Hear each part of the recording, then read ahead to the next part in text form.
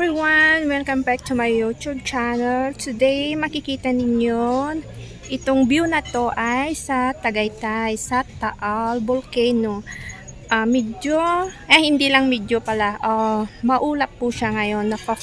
Napaka-foggy, kaya hindi mahahalata yung vulkan. Pero kung nandito ka sa personal, makikita mo yung Bulkang Taal.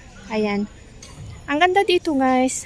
It's my first time to come here, pero masasabi ko na worth it yung pagpunta dito kasi napakaganda siya, as in makikita mo yung ganda talaga ng Tagaytay.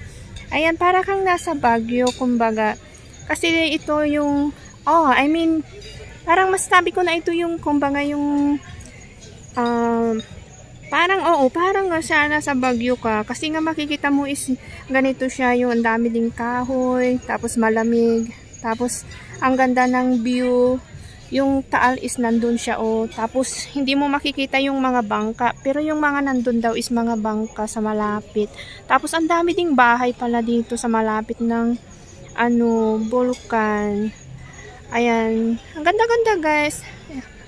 I'm so thankful din na nakapunta ako dito, finally.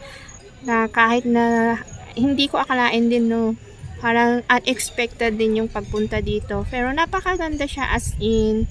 Talagang ang ganda talaga guys ng Tagaytay. Makikita mo talaga kung gaano siya kaganda, Parang nasa Baguio, as in. Tapos nandito pala sa may harap ko is may restaurant dito. Kasi dito na kami kumain. Ayan. May mga restaurant din dyan. Ayan. Doon. Tapos doon. Ang sarap ng pagkain nila. Ayan, nandito kami sa restaurant ngayon. Pero dito sa likod ko ay dito na yun sa may Bulkan. Tapos kumukulog-kulog na rin ngayon. Okay guys, we go back to Taal there. So thanks guys for watching. See you again on my next vlogs. Thanks everyone. Bye!